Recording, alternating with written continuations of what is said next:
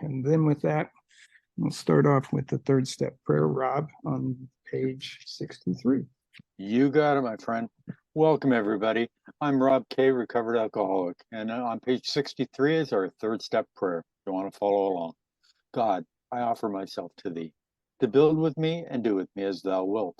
Relieve me of the bondage of self, that I may better do thy will.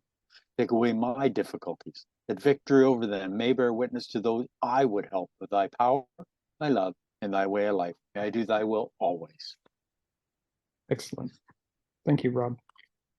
All right. As Rob had said earlier, we are on page 38. And what we'll do is start with on through the years. If that works out, Rob, we'll just go up and On through the years, this conduct continues, accompanied by his continual promises to be careful or to keep off the streets altogether. Finally, he can no longer work. His wife gets a divorce and is held up to ridicule. He tries every known means to get the jaywalking idea out of his head. He shuts himself up in an asylum, hoping to mend his ways. But the day he comes out, he races in front of a fire engine, which breaks his back. Such a man would be crazy, wouldn't he? yeah. So just so that as a review, we're talking about a man that has likes to jaywalk, and unfortunately for him and others, his jaywalking has caused consequences, which those consequences are mainly injuries to him. But nonetheless, because he's injured and unable to work, and obviously his wife has probably gotten to her wit's end on the whole thing, has left him. The analogy, or what it is supposed to be analogous to, is to the drinker. So while this particular scenario sounds ridiculous, if we equate it with drinking, it is just as ridiculous sounding for us continuing to drink and not really trying to do anything about it with regard to losing everything. It injures the body, etc. And that's where we are. So that's kind of what we're trying to review here. It's just basically giving us the impression of what it is like for other people looking at us that are non-alcoholics, and seeing that us as alcoholics as being, why wouldn't we stop? So and obviously we're going to get some answers here with regard to how to do that with this program. Rob? Yeah, and I put it in the chat, and I'll keep putting different things in the chat. So if just pictures and little blurbs, etc. But the point being made here is that the alcoholic is basically insane when it comes to the first drink, and this is what Bill is going to hammer home over and over again: is that we've already talked from the doctor's opinion about we have an allergy. That once we take any alcohol into our body whatsoever, the phenomenon of craving is going to develop. We want more. Our bodies are craving more. As our friend Bill S. from New Jersey always says, our brain wants its candy and will tell us anything to get it. So therefore, the main problem is in our minds, is our brain keeps telling us that it'll be different this time. You can go ahead and take it. And this is why the second step is so important. Okay? Came to believe that something could remove that, something a lot stronger than we are. We thought self-will would be able to fix us. We thought fear might fix us. Okay? But it kept Bill sober for a short period of time, but not very long. He was back drinking. So we need something greater than ourselves. Page 38, everybody, for those that just came in. You may think our illustration is too ridiculous, but is it? We who have been through the ringer have to admit, if we substituted alcoholism for jaywalking, the illustration would fit us exactly. However intelligent we may have been in other respects, where alcohol has been involved, we've been strangely insane. It's strong language, but isn't it true? Yeah, absolutely. And it's just as what we've already just talked about. This is basically applying another insane story and overlapping it with our alcoholism and applying our own insanity to it, even though we've been successful in other areas. Rob? Yeah, in the chat, I just put an article. I found an article on silkworth.net. And what it is Bill equating The instead of using jaywalking, he uses stealing, kleptomania. And I found it an interesting read. It's a short read, it's not long, but I found it very interesting. And just in the way Bill substitutes, instead of jaywalking, stealing. I found it fascinating. If you get a chance, just click on that link. It should take you to the internet, and you can read the article at your convenience. As I say, I found it interesting. I hope you do too. If you don't, ah, didn't cost you anything. So, bottom of page 38. Some of you are thinking, yes, what you tell us is true, but it doesn't fully apply. We admit we have some of these symptoms, but we have not gone to the extremes you fellows did, nor are we likely to, for we understand ourselves so well after what you've told us that such things could not happen again. We have not lost everything in life through drinking, and we certainly do not intend to. Thanks for the information. So, as a reminder here, we're learning about alcoholism, and what you're getting in this paragraph is somebody that isn't quite fully educated. They have got some self-knowledge, and they feel like that is taking care of their ability to stop and or control their drinking on self-will and self-knowledge. They don't feel like that they're that far gone, but I'll equate my thing. I it didn't really my drinking did cause me to lose a job at one point. It was a mutual decision based on some other factors that were included, but it was my drinking that got me in trouble with that particular scenario. But I didn't lose my family. I didn't lose my house. So I was fortunate to figure out that my drinking was going to put me on had me on the path that I was going to end up losing that kind of stuff if I kept going. So having gotten to this book, gotten good people in my life, some of them are in this room today, had very much convinced me that this was the path I needed to take. I embraced this program wholeheartedly, and there I was. So in some instance, these folks are essentially the same. They haven't lost everything, but they are on the path of consequence and destruction. So I just the kind of they've still got a bit of an ego here. Thanks for the information at the end there. It's just the insanity of alcohol and what it does to us. Just as kind of to sum up this paragraph in a way that kind of puts it in a different perspective. Rob? Yeah, and here's where we lose an awful lot of people in the fellowship, is that they don't think, their brain starts telling them that they're not as bad as a lot of you people are, and what happens is they leave and they go and do some more experimentation. They do some more controlled drinking. Then hopefully they come back quickly and realize that they are just as bad, But as I say, a lot of people just don't want to admit that they have the allergy and that they have the obsession of the mind, that they can't stop themselves from taking that first drink, and Bill keeps hammering home the same points here. When it comes to that first drink, we're insane. We're at the top of page 39, everybody. That may be true of certain non-alcoholic people who, though drinking foolishly and heavily at the present time, are able to stop or moderate because their brains and bodies have not been damaged as ours were. But the actual potential alcoholic, with hardly an exception, will be absolutely unable to stop drinking on the basis of self-knowledge. This is a point we wish to emphasize and re-emphasize, to smash home upon our alcoholic readers as it had been revealed to us out of bitter experience. Let us take another illustration. So before we do that, a couple of things here. There may be this, so that may be true of certain just that I underline this is to remind me that we're talking about people that can stop on their own or moderate on their own and do just fine over a long period of time.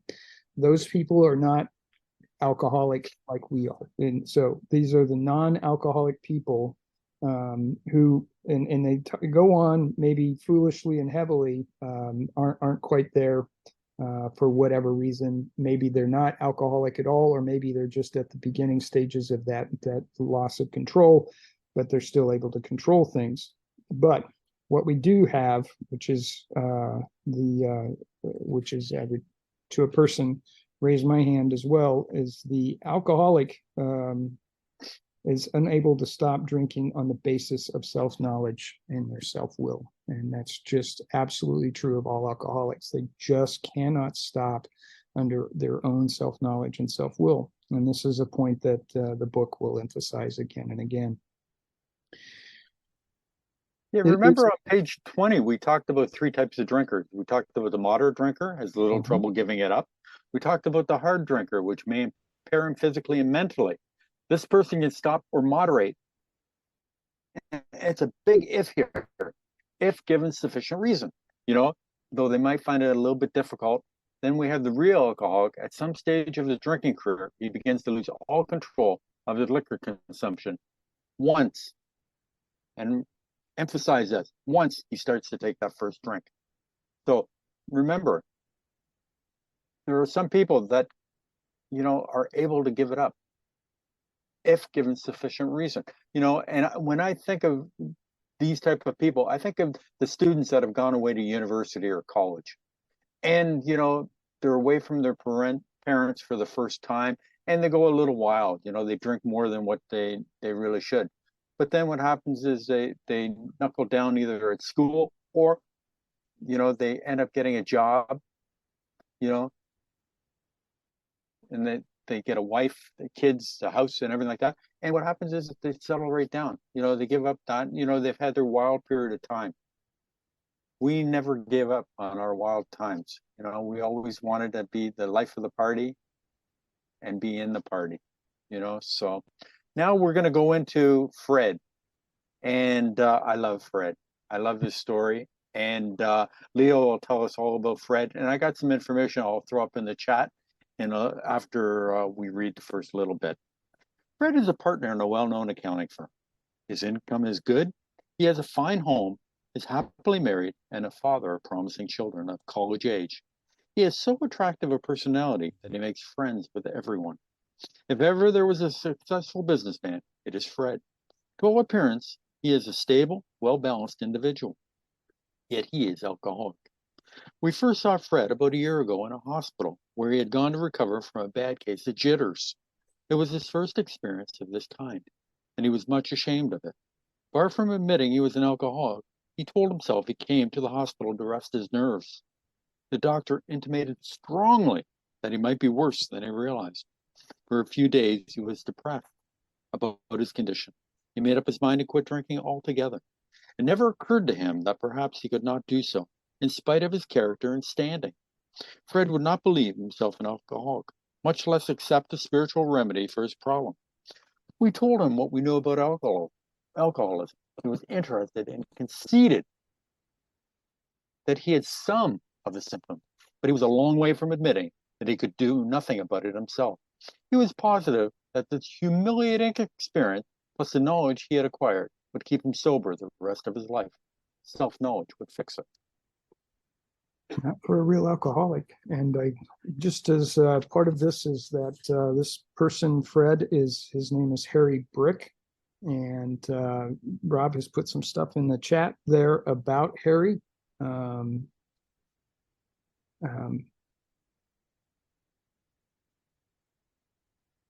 And I guess there's a little bit of a story here with regard to Harry, and had loaned some money to AA and wanted it back, I guess. There's no proof of it, though. This is just anecdotally, and he is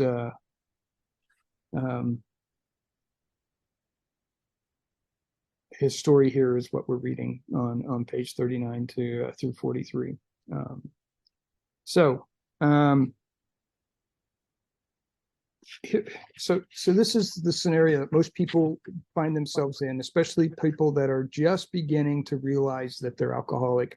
that they've got a problem, they've sought some help, and they feel like that help is enough, that all of a sudden they've been either humiliated in Fred's case, and or they are scared straight, if you will, in the sense that, okay, now I've gotten to this point, I've found myself in rehab or some type of recovery, and I'm embarrassed by it. And after I get a little bit of knowledge, I think, okay, I've got this licked. Now, that's a common thread, especially for those that have been successful in other areas of their lives, which is most of us. We've been able to start and hold down a career. We've been able to take that career and blossom it into having a home.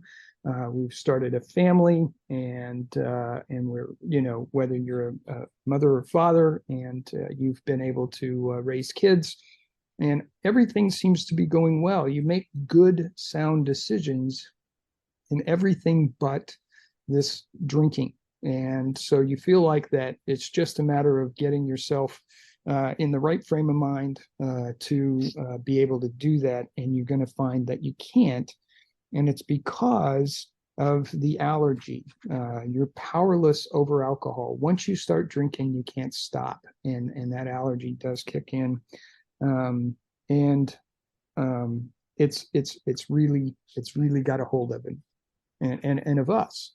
So it is that point where you've got to get to the next phase or the next stage, which is that admission that you are in fact powerless over alcohol, that you really do have a problem, and that self-will and self-knowledge is not going to fix what you've got, and you need to find that higher power, to find that strength that will assist you in getting sober. Rob? Yeah. Remember on page 30, I'm going to go there for a second, and it's in about the middle of the page. We learned that we had to fully concede to our innermost selves that we were alcoholics. This is the first step in recovery. The delusion that we're like other people, or presently maybe, has to be smashed. Now, did our buddy Fred smash the idea that he was like other alcoholics? He hadn't. He hadn't admitted to himself. He thought he could still control and enjoy his drinking. That self-knowledge would do it. And this is a delusion that needs to be smashed. And until we do it, we're going to continue on the same path, because our brain's going to tell us it's going to be different this time. You're going to be okay.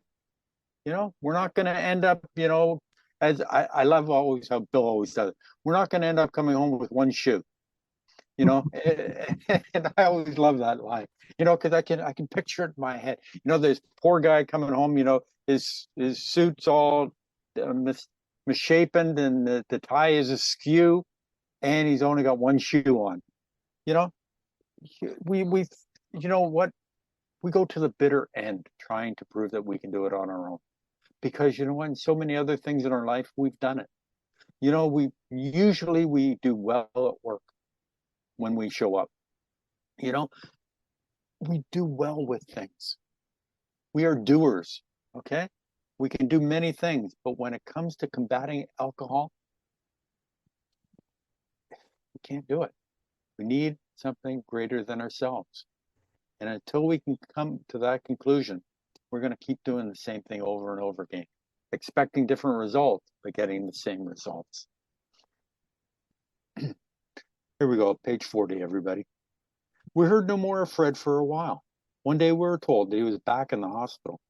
This time he was quite shaky. He soon indicated he was anxious to see us. The story he told is most instructive, for here was a chap absolutely convinced he had to stop drinking, who had no excuse for drinking, who exhibited splendid judgment and determination in all his other concerns, yet was flat on his back nevertheless. You want me to keep going, Leo, or do you want to? Let's go ahead and keep going for a little bit here. Okay, let him tell you about it. I was much impressed with what you fellows said about alcoholism, and I frankly did not believe it would be possible for me to drink again. Here we go. I rather appreciated your ideas about the subtle insanity which precedes the first drink, but I was confident it could not happen to me after what I had learned. I reasoned I was not so far advanced as most of you fellows, that I had been unusually successful in licking my other personal problem, and that I would therefore be successful where you men failed. I felt I had every right to be self-confident, that it would be only a matter of exercising my willpower and keeping on guard. Absolutely. And here we are, he's telling his story. He's got the scenario behind him that is very familiar to most of us, in that he thought he could control his drinking and drink like a normal person, which he soon found out he couldn't. He also is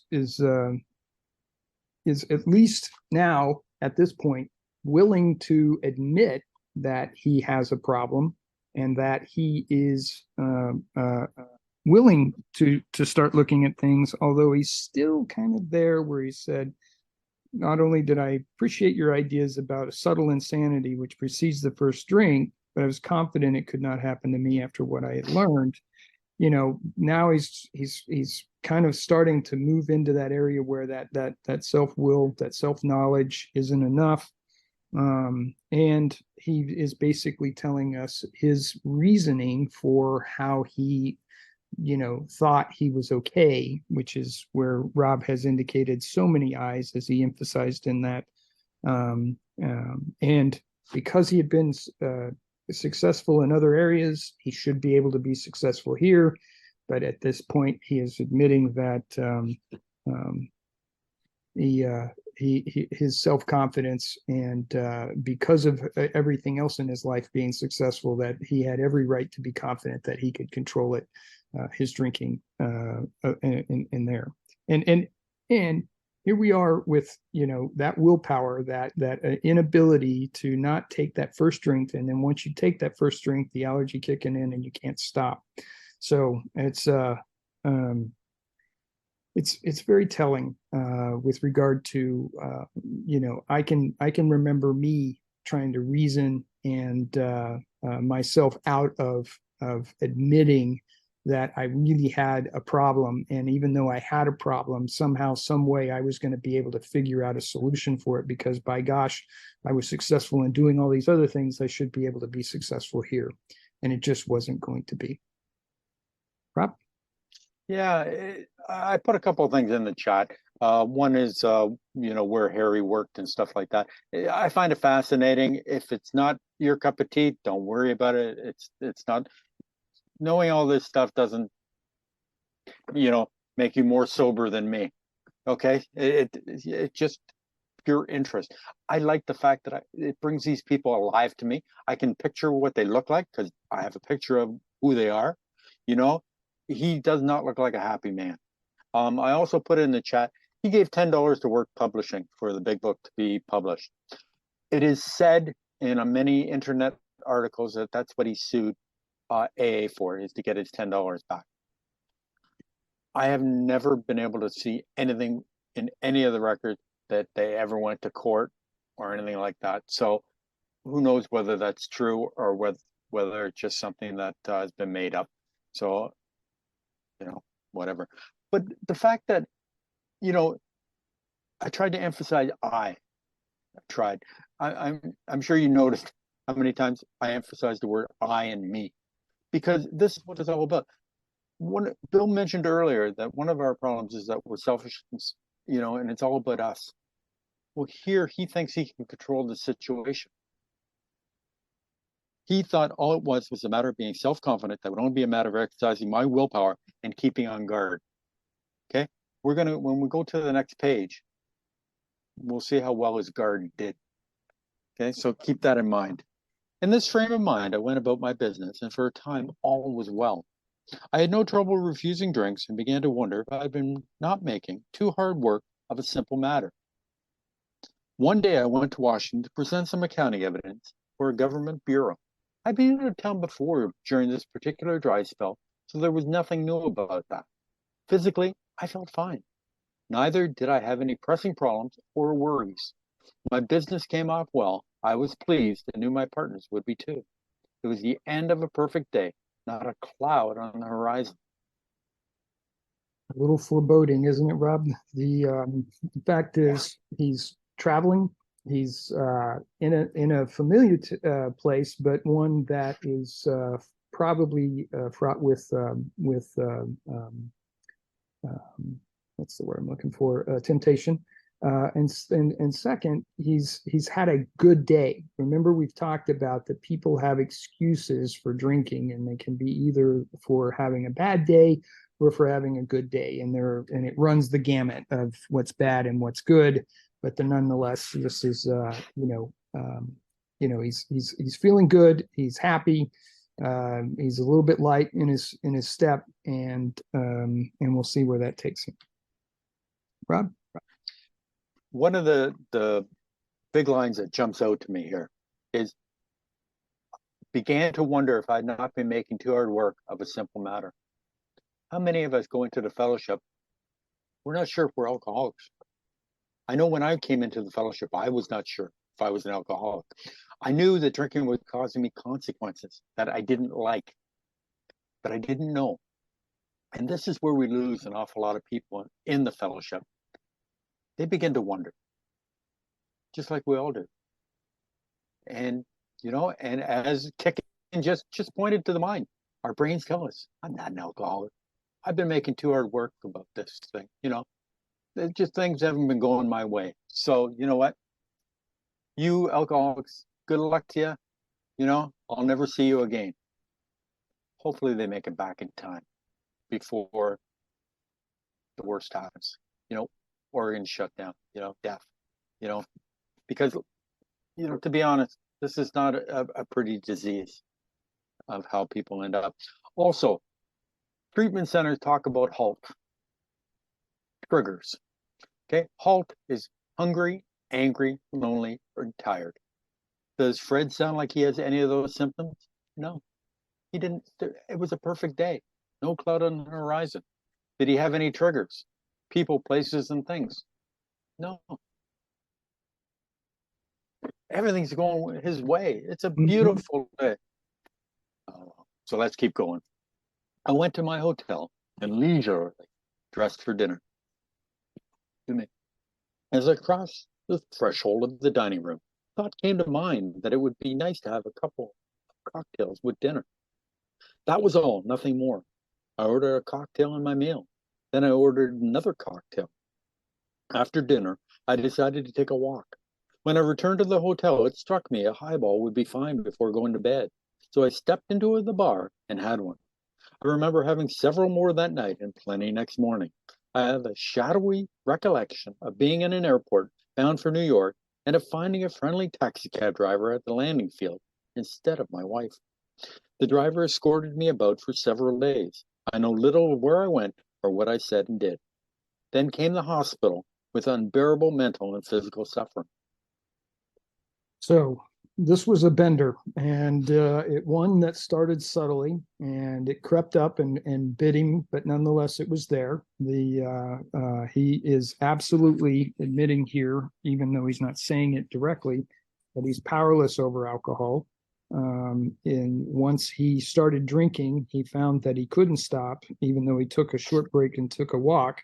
The allergy kicked in, and he had plenty more that night and plenty the next morning. And then after that, this is the really crazy part of it that I find just can you just imagine getting in with a taxi cab driver and then at that point the getting escorted about for several days. Now I've in the past when I've traveled, found a cab driver that I would pay for the day to just be available the whole time that I was traveling and stuff. And that's a nice thing to have. But this case, this guy was several days. And can you just imagine what his family was going through, what his work was going through, and what, obviously what he was going through, but just unbelievable that he just took off and for several days, which, I hear other stories where, they find somebody figures out that they've got a long weekend and they basically buy a lot of alcohol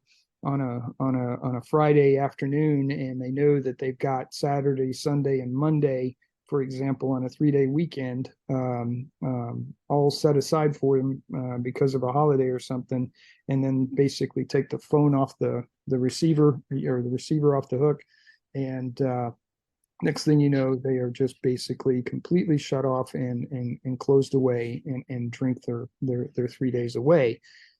And at that point, finding it very difficult to get started back up on that next Tuesday. But in this case, this is very similar, except that this guy is just basically taking whatever days they were and going for that bender that has taken him several days of doing so. Just an unbelievable kind of setup that is just proof positive that this particular person is an alcoholic and is powerless over that alcoholism. Rob? Yeah, page 37, the foolish idea won out. And on page 34, unable to leave it alone, no matter the necessity nor the wish. The malady takes over, the obsession of the mind, it's a crazy story in one sense, but it illustrates a point. And if you go to the fellowship often enough, you'll hear of people, usually people of an older persuasion, and they talk about that they ended up in places that they had no idea how they got there. They go into a blackout, and they get on an airplane and they end up in some godforsaken place. And then they wake, they come to and where the heck am I? In and out of a blackout, to find a friendly taxi cab driver. Now, if he's doing this for a few days, he's not just drinking alcohol. Okay, he's using some other substance in order to keep him going. So, and let's be honest, taxi drivers in New York know every place to go to. My friend Bill from New Jersey told me about that. He said the taxi drivers know all the sorted places that anything you need, anything you want, they know where to get it. They can get it quickly. Now, I mentioned before about he talked about it was only a matter of exercising my willpower, keeping on guard on page 40. I said, when we get to the next page, he's going to talk about being on guard and how well that worked for him. So we're going into that now. So near the bottom of page 41, everybody. As soon as I regained my ability to think, I went carefully over that evening in Washington. Not only had I been off guard, I made no fight whatever against the first drink. This time I had not thought of the consequences at all. I had commenced to drink as carelessly as though the cocktails were ginger ale. I now remembered what my alcoholic friends had told me, how they prophesied that if I had an alcoholic mind, the time and place would come. I would drink again. They had said that though I did raise a defense, it would one day give way before some trivial reason for having a drink. Well, just that did happen and more. For what I had learned of alcoholism did not occur to me at all. I knew from that moment that I had an alcoholic mind. I saw that willpower and self-knowledge would not help in those strange mental blank spots. I had never been able to understand people who said that a problem had them hopelessly defeated. I knew then it was a crushing blow. Yeah. So powerful paragraph here with regard to his own kind of self-realization that he does in fact have a problem, and that his inability to put up a defense. He drinks freely, he drinks often, he drinks copiously and a lot. So it is very, very telling here with regard to his now admission, and he does that at the end here, that the power, that his willpower and self-knowledge would not help in those strange mental blank spots, and then he knew that he was hopelessly defeated. So this is kind of him coming to terms with the fact that he is in fact alcoholic, and that he understands it better now that he is actually powerless over alcohol. And it is very deflating when you finally get to that point of admitting that. I will say that for me, it was also enlightening, because once I had finally made that admission, I realized that I had been fighting it, and stopping the fight was actually somewhat therapeutic for me. it was a crushing blow, but it was just finally just I was beat, just like Fred here, and there we are. Rob? Yeah. You know, the strange mental blank spots. The insane idea won out. You know, it says here that there are times where we can control the urge, or we can say, no, I can't take a drink. But then there'll be come up some trivial reason for having a drink. And that's what it's all about. Now, thank God, right here in this little paragraph, he did his step one. He smashed the idea that he can never safely take a drink. He now knew he was an alcoholic. And that is the first step in recovery, admitting that we are alcoholic. You know, it was a crushing blow. It is a crushing blow. I can't do it on my own. I can never safely take a drink. My only option is abstinence. Okay. I thought that I could come into the fellowship of AA and you people would teach me how to drink like a gentleman. Mm-hmm. And you didn't. You told me that abstinence was the only answer. Thank you for that. But it was a crushing blow. Two members of Alcoholics Anonymous came to see me. They grinned, which I didn't like so much, and then asked me if I thought myself alcoholic and if I were really licked this time. I had to concede to both propositions. They piled on me heaps of evidence of the effect that an alcoholic mentality, such as I had exhibited in Washington, was a hopeless condition. They cited cases out of their own experience by the dozen. This process snuffed out the last flicker of conviction that I could do the job myself. Yeah. So he's, you know, the fact that these gentlemen are grinning, I think, is telling in that they, you know, they relate to him, his story, and at this point in time, they've heard it probably 100 times, and are at least at this point, they're all realizing that that Fred is finally admitting to that he is licked, and um, and he feels like he's alcoholic. And notice that they had thought myself alcoholic. They are not labeling him alcoholic. They're letting him come to that conclusion. Now, when they pile on heaps of evidence, that's them telling their own stories and stuff, just to make sure that they establish this connection and this that connection being that you know, Fred knows he's with good company of people that have gone through some very similar type of scenarios, and there he is. He's finally admitting his step one, and we'll look at going forward. But he's powerless, and he's in a hopeless condition. And You know, I love the fact here, Leo, that they talk about the two members of Alcoholics Anonymous. They grinned. We grin an awful lot. We are not a grim lot, as we read later on in the book. And why? Because we've been where this guy's been, and we've come out the other end. We know the answer. You know, Bill from New Jersey, great man. He always tells a story about a pit. You know, guy fell into a hole. You know, and you know, doctors, friends, these people, they can't help him.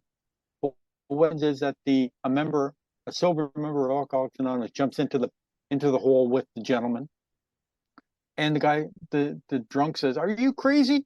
He goes, "Nope, I've been here before. I know the way out." You know, so following, they have the solution. Okay, and that's what it's all about. That's why we can grin now, because we've been where this person is, and we can come out the other end. Then they outline the spiritual answer and program of action, which 100 of them have followed successfully. Though I'd been only a nominal churchman, their proposals were not intellectually hard to swallow. But program of action, though entirely sensible, was pretty drastic. It meant I would have to throw several lifelong conceptions out the window. That was not easy. But the moment I made up my mind to go through with the process, I had the curious feeling that my alcohol condition was relieved, as in fact it proved to be. Sure did. And that admission, one, that you're alcoholic and you're powerless over that alcoholism, and that two, you are willing to accept the program and go through the steps, it is life changing, but it's life changing for the good and for the better. You have that you start to work on having that spiritual experience, and it's in this case, he as soon as he makes up his mind, he has this things seem brighter. I'm interpolating here, but he basically looks at it and says that he had a curious feeling that his alcohol condition was relieved, and that's got to feel good. I know it felt good for me once I finally found that higher power, had that moment, and was able to move forward. And it proved to be the end of my struggle, and proved to be the end of a lot of my alcoholic consequences, and so on. So that's what we're seeing here with Fred, who's kind of going through his step 2 in a little bit more than Rob. Yep. I got to keep reading because I love the Fred story. What is important was to discover that spiritual principles would solve all my problems. I have since been brought into a way of living infinitely more satisfying and I hope more useful than the life I have lived before. My old manner of life was by no means a bad one, but I would not exchange its best moments for the worst I have now.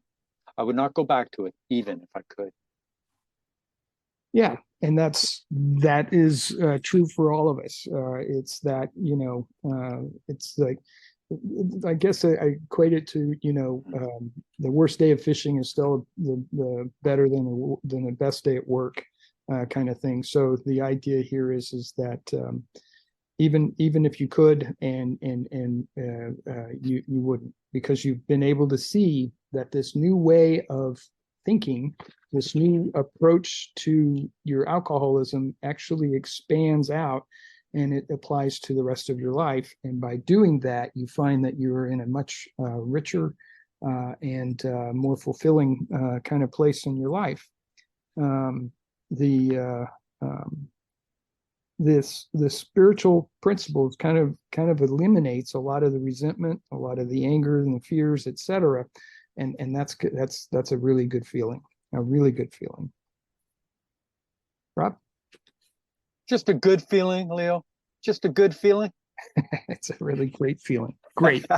Now, on page 42, it says solve all my problems. Page 43, they're going to solve their problem. And page 45, solve your problems. And page 52, solve our problem. Page 116, solve your problems too. And page 144, solve his problem. You know what? We have problems, and most of the time our problems pile up because we don't deal with them.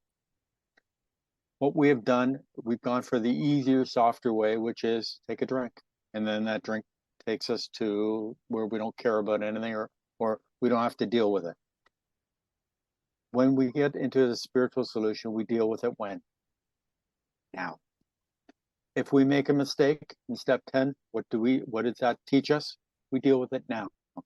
Okay. If I hurt you or say something that has hurt your feelings or was inappropriate, I deal with it now.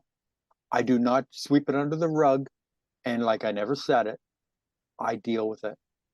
This is why our problems don't pile up the way they did before, because we're dealing with it when? Now. Now. And if we don't deal with it now, we review our day in step 11 at night when we go to bed. And where was I resentful? Where was I selfish and self-seeking? Where was I dishonest? Where was I full of self-pity and fear? Do I owe anybody an amends? Do I need to speak to somebody about something right away? So we're dealing with it. That's why our problems don't pile up the way they did before, because we're dealing with it. Fred's story speaks for itself. We hope it strikes home to thousands like him. He had felt only the first nip of the ringer. Most alcoholics can pretty badly mangle before they really commence to solve their problems. Many doctors and psychiatrists agree with our conclusions. One of these men, staff member of a world-renowned hospital, recently made this statement to some of us. What you say about the general hopelessness of the average alcoholic's plight is, in my opinion, correct. As to two of you men whose stories I have heard, There is no doubt in my mind that you are 100% hopeless, apart from divine help. Had you offered yourselves as patients at this hospital, I would not have taken you if I had been able to avoid it. People like you are too heartbreaking. Though not a religious person, I have profound respect for the spiritual approach in such cases as yours. For most cases, there is virtually no other solution. Absolutely. And here we are, we're talking about Fred's story. And and honestly, I think most of us can relate to at least part of it, if not most of it. And if not, it's just maybe the scenario is different, but the stages and phases that you went through in order to find yourself at that point, finally admitting that you're alcoholic and that you're powerless over alcohol, and that you're willing to take on the spiritual principles and steps that is outlined in this program. Is a very similar one. And honestly, we have to be kind of at a bottom, whatever that bottom is. You could be at a low bottom where you've lost almost everything, if not everything, or you could be at a high bottom where you basically realize that you're on your path or on your way to a low bottom, but don't want to lose everything, and you finally get that realization that you need to stop. It's the consequences that bring you to AA in the first place. As for doctors and psychiatrists and agreeing, that's a great place to be. This particular doctor that we're talking about, as I understand it, with the general hopelessness of the average alcoholic's plight, is, in my opinion, correct, is Dr. Percy Pollack. And in the two gentlemen that he had heard the stories was Bill and Fitzmayo's story. And he admits, under the same circumstances, he wouldn't have taken you in if he had the option not to, because of the hopelessness that these men exhibited, and the fact that it was heartbreaking. So that in this final admission that there's no other solution, meaning that medically or physically you can't go through a regimen of exercise and medication in order to achieve the same results that you can with this spiritual experience and approach. Rob?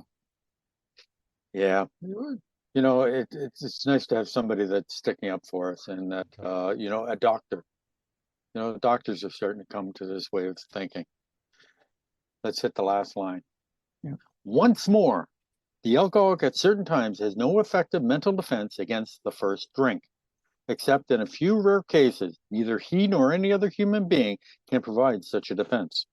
His defense must come from a higher power. Absolutely. And just as a reinforcement here with regard to that powerlessness, and except in a few rare cases, neither he nor any other human being can provide such a defense, which is self, your sponsor, a friend or spouse, that type of thing. Bottom line is that it is an that admission that there's a powerlessness, and that the only way that you can find a good defense against drinking is from a higher power, and having that spiritual experience to gain that higher power, opening up your mind and your heart and body and soul, and letting it kind of envelop you. You can't fix self with self, Rob. No, that's what I think they hammered that. They tried to tell us that a few times in this chapter, did they not? They sure did. They sure did. And I love how the fact is the last paragraph in this story. Once more, the alcoholic at certain times has no effective mental defense against the first drink. They've smashed this home. We cannot safely take the first drink, and we have no defense against it unless we have a spiritual connection. In the chat, there's a few pictures of Dr. Holman I put in there because they're not sure if it was Dr. Percy Polyak or whether it was Dr. Leslie Holman. So I put in a few things about both of them. Hope you enjoy it. We ready to bring in Mr. Bill? Yes, sir. We sure are.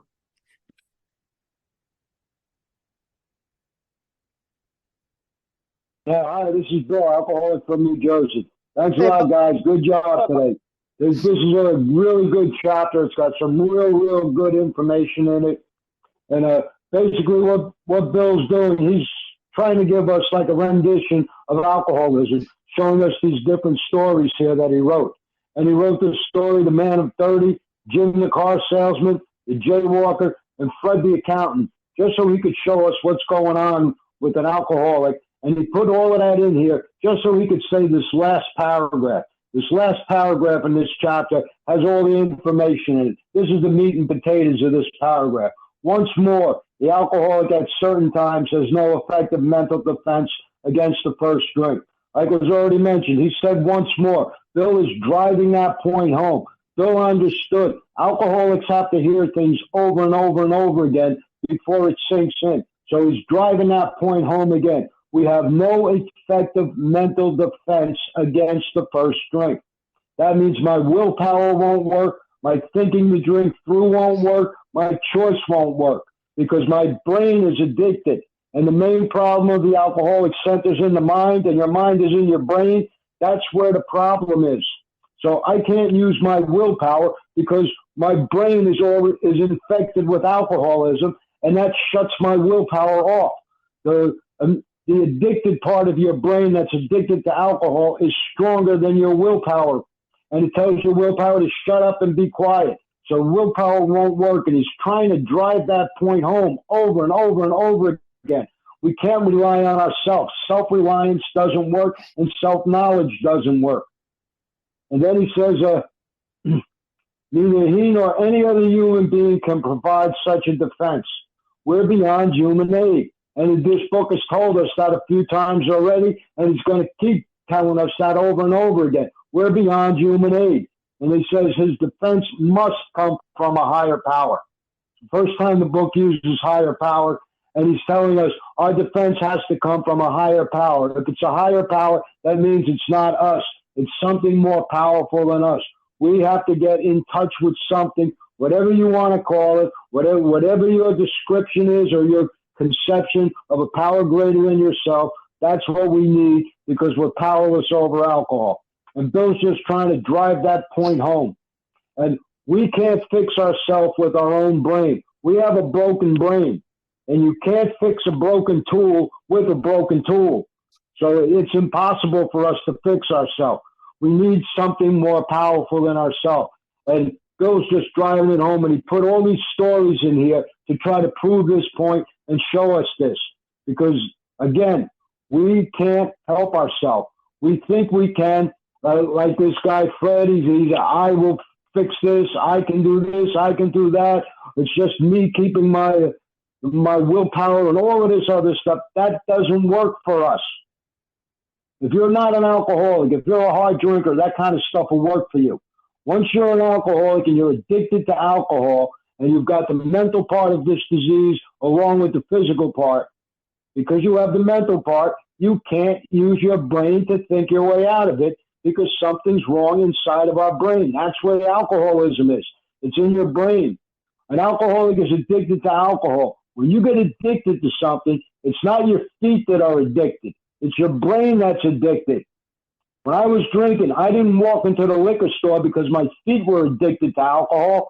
I walked into the liquor store because my brain was addicted, and my brain told my feet to walk into the liquor store. That's where the addiction is. It's in the brain. So we can't use our own brain to fix our addicted brain. It just doesn't work like that. We need a higher power. Whatever your description of a higher power is, whatever works for you, but you need a higher power. And that's basically the point he's trying to get across to us here with all of this stuff that he's writing in this book. And he keeps driving the points home over and over and over again. That's all I got. Thanks a lot for letting me share. Thank you so much, Bill.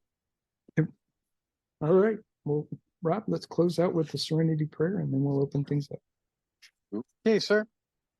Serenity Prayer. God, grant me the serenity to accept the things I cannot change, courage to change the things I can, and wisdom to know the difference.